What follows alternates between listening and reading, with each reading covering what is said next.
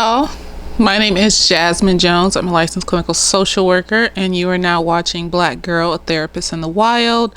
And this is a little series I like to call Therapist Sips and Reviews. Today we are sipping on vodka and lemonade, and we are reviewing. I don't want to review this movie, but I do, but I know people are going to be mad. So, we're reviewing Soul. Okay, I have some concerns, some questions. A lot of people enjoy this movie. A lot of people like this movie. Let's get the positives out the way, because I don't want y'all to say, I don't see anything positive about anything in this movie or in general. No, I just know this shit. And I don't know if it's because I'm an Aries or whatever. It's just me being me. I cannot not say things when I know this shit. Like, people want me to ignore the shit and be like, no, just notice the positivity here. No, I has needles at me and needles, and then eventually I'm just like, I'm just gonna say something. So this movie is about this man named Joe. His dream is to be a jazz musician. He teaches jazz at a school. He finally gets his big shot to play for this big jazz singer. He's a piano player. And then he falls into a manhole and dies. He goes to the in-between place where souls are. And then he goes to the before times. And goes to the souls that have not been placed in babies yet. He's trying to get out of this place so that he can go back to his body and whatever. He meets this soul called 22. So he's matched to this soul called 22. Matched to each other, they call them soulmates. So soulmates help you realize your purpose in life. And he thinks his purpose is to play jazz. 22 is this little, and she admits in the beginning that she doesn't want to go to Earth. She doesn't want to do anything. She just wants to sit and be unbothered because she's had soulmates of the likes of Aristotle and Muhammad Ali and all these other people that have told her she ain't shit because she has an attitude problem and pisses them off and doesn't want to listen to anything they have to say. And then, all the things. So she thinks Joe is the same. Someone here just to get her ready for Earth. Joe is like, no, I'm not even supposed to be here. However you get the Earth sticker to get to Earth, I want to get that so I can go back to my body. Joe is in a coma currently in the hospital as a John Doe. So adventures ensue, and somehow they end back up on Earth. And Joe ends up in a cat body. 22 ends up in his body. They traverse his world of people and black people.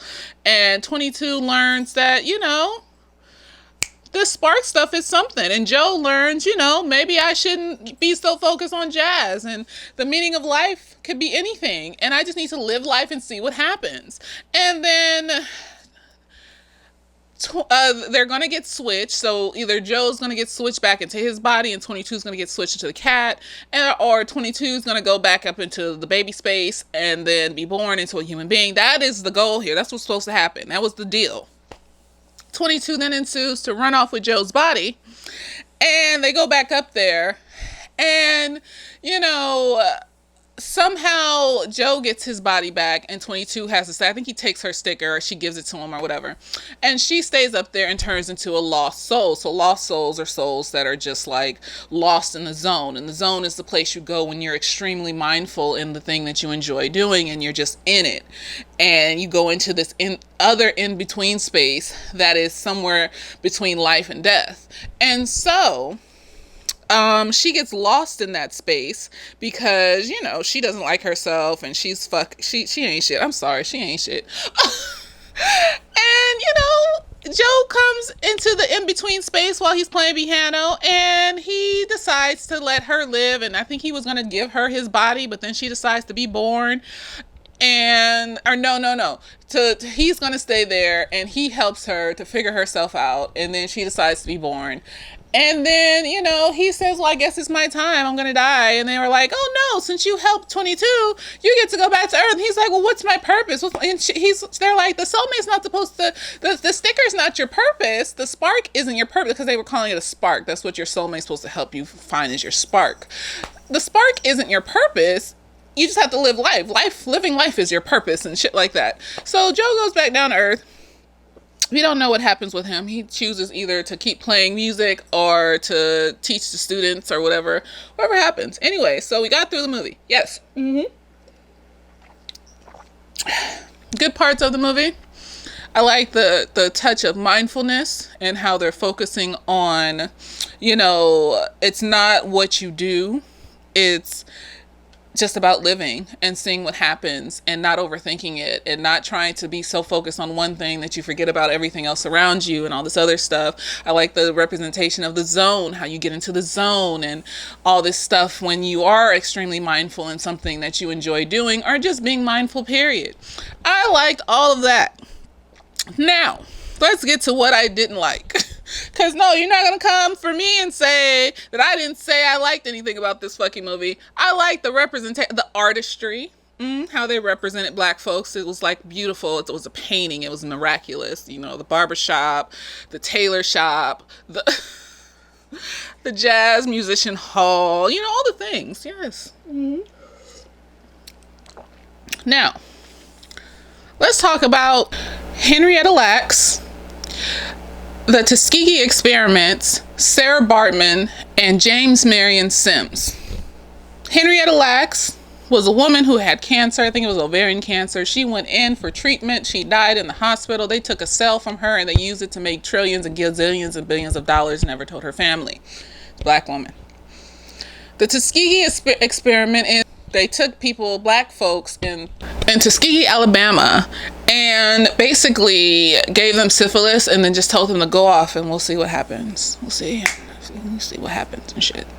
And, they were maimed and, died and all the things syphilis does to your body. So they could see what syphilis does. So then they can make, a cure for it or whatever the fuck they were trying to do. James Marion Sims, the father of modern gynecology. He became the father because he used slave women and cut them open in their genital area to look at all of their organs and reproductive systems. Why they were not under anesthesia? Because they didn't have anesthesia in slavery. And, yeah. Sarah Bartman. She was an African woman, curvy, big chest, big butt, that they took and toured around America as, look at this nigger woman. Hooga booga. Her ass is so big and they would poke and prod and touch her. I'm sure she was raped, all sorts of disgusting things. And then they wouldn't even let her rest in peace. I'm sure her spirit rested in peace. But then they took her body and stuffed it. And they put it on display. And so people could come and see her body. Because, she wasn't a human being. She didn't deserve the honor of a burial, cremation. She was something to be looked and gawked at because she wasn't human. All these things. And they wonder why we are afraid of a vaccine. But yet, we're trying our best to survive. So, just living and shit. So when I saw this movie, I was like, oh, this is cute. Look at this. Oh, black characters. We're in a barbershop. We're in a tailor shop. We're in shops. Oh, look. This white woman is suddenly in this black man's body. And I just felt, and when I had a problem, where I had a problem was when they first announced that she was a white woman. Because the thing is, movies do this thing. I don't know if it's nowadays or it's been going on and it's happened so many times that now I'm just starting to notice it. Where instead of saying the actual derogatory thing, they make a joke about the derogatory thing. No, they say the derogatory thing. And then they gloss over it like with some righteous indignation. Like, oh, you can't say that. That's not okay. And then they say the derogatory thing right after. Like, we acknowledge that we said it and now we're going to say it again. So I saw this in this movie, Daybreak. It's on Netflix. I'll put like a little picture or whatever. And the little girl in Daybreak, she is a good actress. So I don't know why she does this, but she uses like black vernacular sometimes, and she just sounds like so off. And in one scene, there's this black kid. He's a boy, and he's gay. And she's talking to him about something. I forgot what she was talking to him about. And she goes, "That's so gay." And he just looks at her like, "Fuck you mean?" Like, so we're acknowledging that what she said was wrong. But then she just goes, "Well, you know what I mean. Like, no, it's just gay. It's just gay." Like, and then we just gloss over it, and she says it again, and then we move on to the next scene. Something important here. More will come. You'll see. So, just stop being so gay. And before you get offended, I don't mean stop loving men. I'm saying, like, don't be retarded. And I don't mean don't have Down syndrome or something, because you can totally love men and you can have Down. Okay. Just,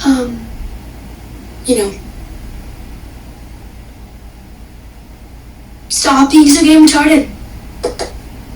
So a lot of movies and TV shows and shit do this to still stick in derogatory shit into the actual show. And that way, we still have the derogatoriness while we also have somebody calling them out for the derogatory. So we have half and half. I don't know if anyone watches South Park, and they have this whole episode about how, America needs the protesters that are protesting for peace and stuff so they can look like a good country.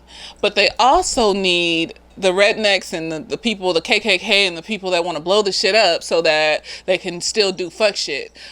We cannot be a country that appears war-hungry and violent to the rest of the world. However, we also cannot be a country that appears weak and unwilling to fight to the rest of the world. So, what if we form a country that appears to want both? Behind the screen of the protesters and shit like that. I'm gonna see if I can find the clip. Try my best. Sometimes it's hard to find these fucking clips and shit. But anyways, this is what I felt like was happening here when in the very beginning of the movie, he doesn't ask anybody else what their race is when he's in the before time, the little baby place. He doesn't ask anybody else. But he mentions to her, "Why do you sound like a middle-aged white woman?" And she just goes, "Oh, I could sound like anybody. I just chose this voice because it's the most annoying." But we've acknowledged that you are a middle-aged white woman. We just don't want to press the issue because we don't want to make it a thing.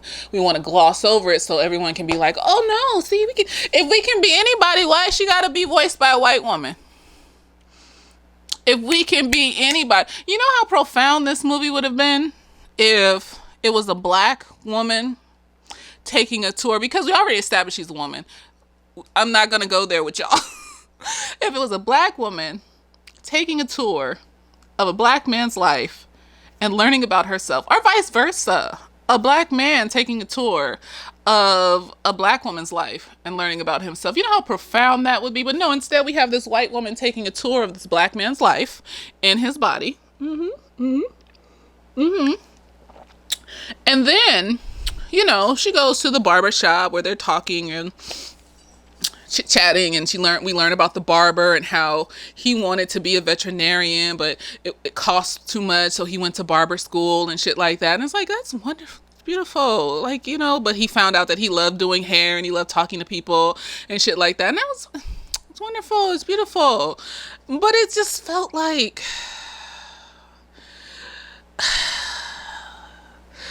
I don't want to be nitpicky. I just feel like she was taking a tour. Like, this white woman was taking a tour of this black community, learning things about herself from these black people, and then deciding at the last minute when he's supposed to get his body back, which was the deal, to say, "Oh no, I'm gonna keep this body." No, she runs the fuck off. She says, "No, I need to find my spark. So you need to find your spark by stealing a black man's body. And I feel like in this day and age, with the shit that's been going on, with all the shit that's been going on with, Black Lives Matter and how we feel about the black body and all this other stuff, that there would have been more nuance to this. I looked up the screenwriters. I was like, who wrote this? 2 white men and a black man. So I wonder which one whose idea was it to say, let's put this white woman in this black man's body and then have her run the fuck off with it, or attempt to run the fuck off with it. I mean, she got caught because the person from the before 4 time or whatever, the dead place, came and snatched them out of the body and everything, and all this stuff happened. But I was so triggered. It's like that feeling that you get when you look up in your rearview mirror and see the police behind you. Their lights aren't on or anything. You just see them and you're just like, for like the whole time they're behind you. And that's how I felt when I saw that. When she got into his body, because I was vibing with the movie. I was vibing with the movie all the way up to the point that this white woman got inside his body. And then I was like, I had to stop the movie. I didn't watch it for like the rest of the day, like for half a day, because I just felt some type of way. And I was just like, why am I feeling this type of way? And then I was like, you know what? People are commenting on social media saying that this is a good movie, this is great, this is wonderful, all this other stuff. And so maybe I should finish it. So I finished it. And I was just like, okay, I mean, she's taking a tour of Blacklandia to learn about herself, to realize that, you don't need, to be hyper focused on one thing. Life is life and all this other stuff. She's taking a tour through Blacklandia to see this. There's an occasional other people of color around and shit, but it's mostly black people. And then, she tried to run off with his body, and I was done. I was just like, okay. And then there was this like whole scene in the barbershop where she's sitting in this chair getting, Joe's haircut. And she's sitting in the chair and she's just like teaching all the black people in the shop, like philosophy and shit that she's learned from her teachers. And I was just like, are we having a Jesus moment? Is she like supposed to be Jesus? Is she teaching the black people to do stuff? I mean, I guess she learned from them too, but it's like at this point, fuck this bitch. And then, I'm trying not to be nitpicky. I'm trying, because I don't want to be like one of them Hotep people where it was like, her name was 22 and 2 + 2 is 4 and 4 is the such as. No, I'm not. I'm really trying to dissect this in a way. But it just pisses me off. And then like people like this movie and I'm just like, she's literally in this black man's body. And then she literally tried to run off. Like, she didn't have to run off with his body. Like, if she had figured out that, oh, okay, I want to be alive. That's cool. Okay, I'm going to give you your body back. And I'm going to go back to the, before 4 time. I'm going to be born. Because now I have a spark. I know what I want. No. Like, as soon as she got pulled out of his body and they went back to the before 4 time, that's what I'm calling it. I don't care. She had the little earth sticker on it. That meant that she didn't need to run off. Why are you running off with this body? I just felt like it was Get Out. I felt like it was Get Out. And she had access to his memories and shit like in Get Out, how they could like shine through occasionally. And the people that were really there inside of them, the black people, would shine through occasionally and be like, get out. No, this other shit. And, I just felt some type of way. I still feel some type of way. Whole white woman in this black man's body. I just want to see, and I just feel like, and I'm not gonna say I don't understand. I know why they do it, to make it more palatable for all the races of people watching it. But it's like, what are we really teaching people? That in order to find your spark, you have to steal from black people? Because that's what in order to find your meaning of life, you have to steal from black people. And I'm just like, they always squirt in some whiteness. I know that sounds bad. It's meant to. Into every little thing. Like, if it was just like a biracial couple, I would just be like, because that's what they do, If they want to squirt some whiteness in, they'll just make the black person be with a white person or with somebody that's not black. I don't know why the fuck they do it. It irritates the shit out of me because it just makes me feel like, am I never gonna see like me represented with a black man? Like, I mean, is it not gonna? I want to see me. I don't want to see this white woman with this black man. I don't want to see this white man with this black woman. I don't want to see that. Because I'm not interested in that.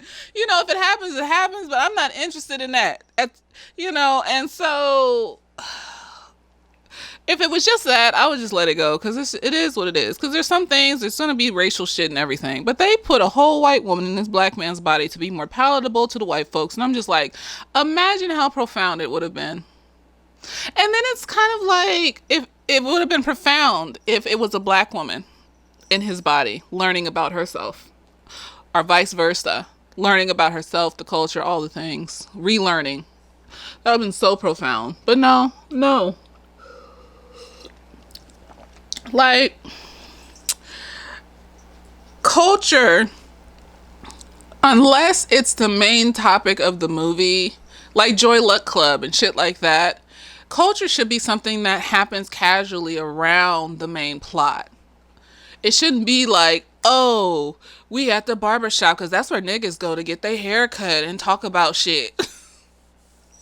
Oh, his mom's a tailor and she's also a single mother at this point because her husband died and she's always nagging him. Like, it just sounds like this cookie cutter stereotypical shit that you think about black people. I want to feel like the characters are human beings, not caricatures representing key points of black culture. Oh, you go to the barbershop and they talk about things in the barbershop, right? They talk about things.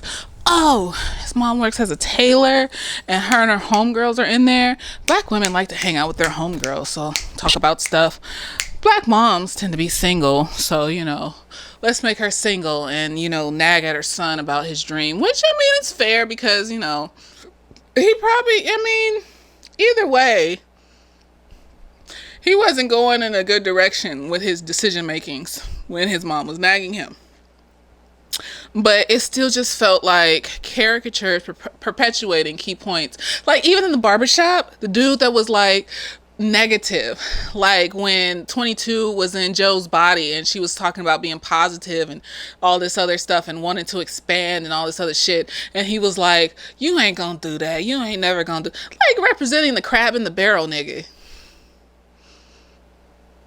I don't want to see key points of black culture. Dude in the subway singing. Black people do that. They sing. And I'm just like, okay, like, is there anything else?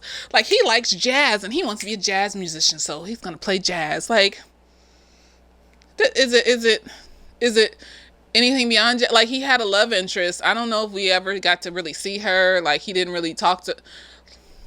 Can we see the love interest? Can we see them, like, communicate it? So, you want me to like this movie? Hello. Mm-hmm. Disney want me to like this movie? The two white men and the black man that wrote the screenplay want me to like this movie? I don't like this movie, but I gave them a view. So they have my money. I have Disney Plus. So they have my money. I feel bad, but they have my money. But I'm still going to say how I feel. I don't care. Regardless, because who else? Who else? All the things are white. Even BET is owned by white people. Somebody black out there make some shit and make it blow up like this shit, so we don't have to watch this. So I'm saying, okay, it doesn't sound like.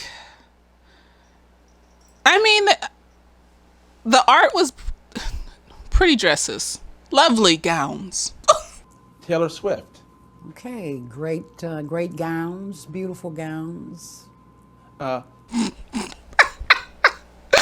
else am I gonna say? Like, the art was fantabulous. It was magical, but it's like, I could decorate some furniture too. Like, I could put on a pretty dress and walk around and look pretty. That doesn't mean that's who I am as a fucking person. It just sounded so stilted. It was just missing things, and it was huge, and people are just glossing over this huge thing. Like, that they would open up our fucking uteruses while we were awake and mush everything just to see what would happen. And, you know, maybe we survived, maybe we didn't. I don't know. Some part of me hope they died from that, because who wants to live like that? Yeah, they didn't have the technology and the sewing up skills and electronics and shit to fix that. And you got people just not having babies, you know? Stole a whole cell and became a zillionaire corporation, while this family has been living in poverty. Oh my gosh. I don't even think they got the money. I don't even think they got money from it. Maybe they did. Somebody comment down below. Maybe they did. I don't fucking know. And then we go on and make a movie about a white woman and a black man's body. Like, it's just nonchalantly. You know, I wish I could see more TV like the Etsy commercial.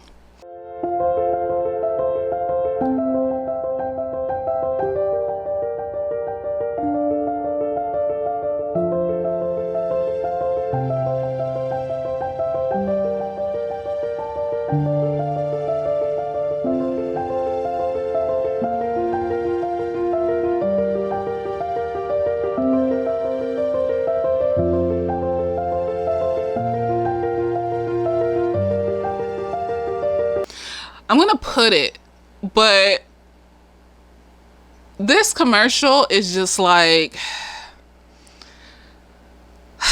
it's like the cultural things are in the background, like taking your shoes off when you go in people's house and stuff, you know, the things that the black parents say to the son as he's walking in to eat. But the story isn't about the culture. You see how that works? Like, the culture's around it, but the story is about this man and his anxiety at meeting his partner's parents for the first time. I'm assuming it's the first time because he looks nervous. And not knowing if, as a black man, as a newcomer, as a gay man, if they will like him, if they will treat, and being nervous the whole time. And anybody can relate to that, whether you're gay, whether you're straight, whether you're transgender, just being nervous meeting your partner's new family and not knowing what to do. That was a story.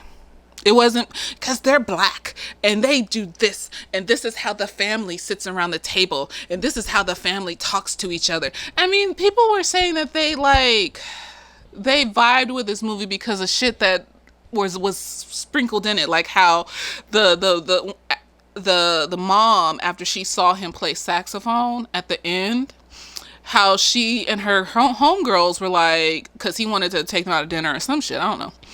And they were all getting in a taxi and they were like, oh no, we owe. And I saw somebody comment like, oh, I felt that when she said we owe. Is that what we're worth?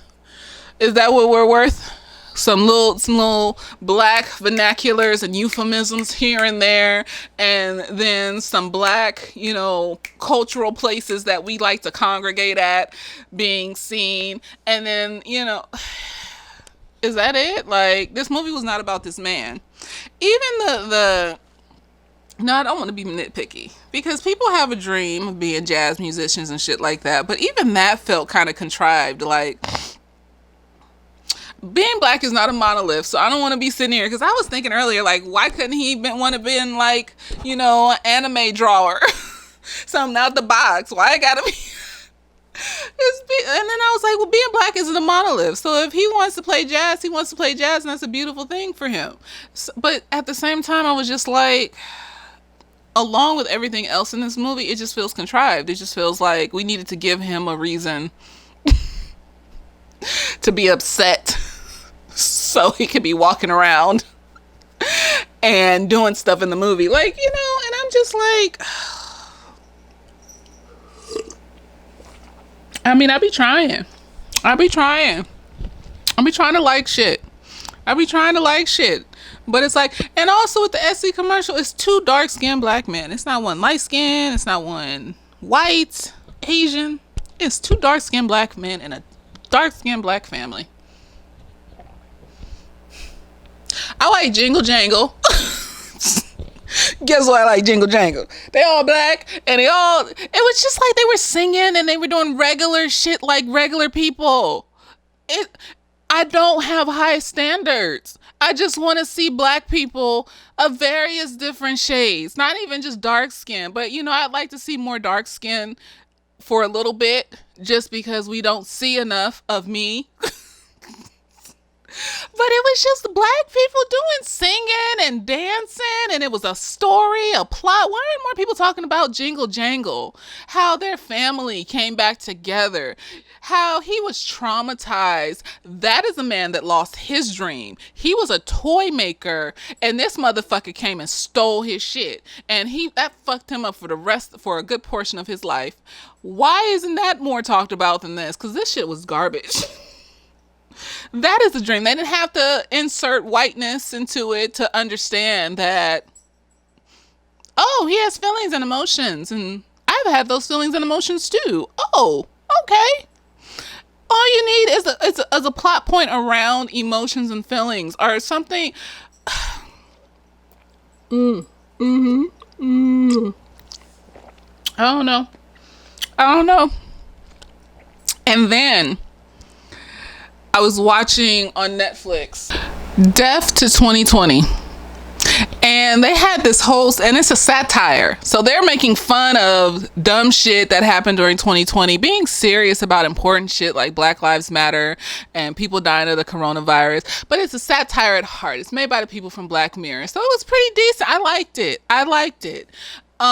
There was a scene in there where they basically satirically were saying that they replaced the Prime Minister of England's soul. They put his soul in a black man's body to be, more engaged with the people during this whole Black Lives Matter situation. We've had great ties with the UK government since we delivered the Brexit vote for them, and they'd reached out looking for a gesture to show Britain had shrugged off its colonial past, which was a little slave trading.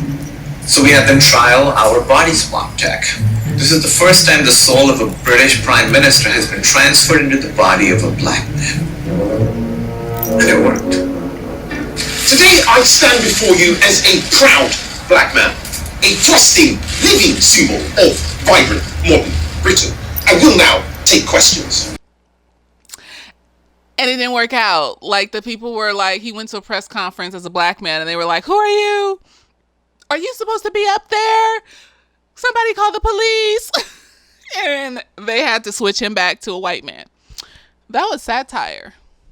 So if that show could see that as satire, why the fuck is Disney making a whole seriously heartfelt movie about it? Let me know. What are y'all trying to tell us? You gonna find your spark inside the black bodies? Is that what? You ain't find your spark inside of me, bitch. Oh my gosh. And then, I'm gonna be nitpicky here. Because this shit bothered me. Why, when she went back and felt bad about it and gave him her sticker, and then she went to the in-between place where the musicians and shit go, the zone. Why, when you lose yourself in the zone, you become this big, black, dark monster? I was just like, so her evilness turned her into, I feel like she's a whole sociopath. Cause like, okay, here is my, you don't have to agree with me, I don't give a fuck. She starts off not giving a fuck about this shit. Then she wants this shit after being in this black man's body. Then she doesn't care about how this black man feels because she tries to run off with his body like his life doesn't fucking matter. Life doesn't matter. Black lives don't matter. See, I'm gonna go into the whole teppery, bitch. Black lives don't. You see that? You see how that connects? I'm not a hotep, I promise. But it makes sense, okay? It makes sense. And then when he goes back up and they both get snatched back up, she goes into this whole sob story about how she's a horrible person. And I'm just white tears, and then she just disappears off into the distance, and he just feels so bad. I'm like, well, bitch, bye. You tried to steal my life. My life is important. My life matters. It might not seem like I do much. It may not seem like I've gotten to where I want to be, but I want to be alive. my life and my journey matter. So fuck you, bitch. But whatever. And then he feels bad because his white woman's feelings is hurt when she could at any point just go and be, reborn or whatever. So he goes back and he finds her in the zone, and she's this big black demon. Because all of her self-hatred turned her into this big black demon. It was like, so self-hatred and sociopathy or whatever the fuck was wrong with her turned her into big black demon. First, she tried to steal the black man's body. And now, evilness is represented by blackness. Oh, go off, sis.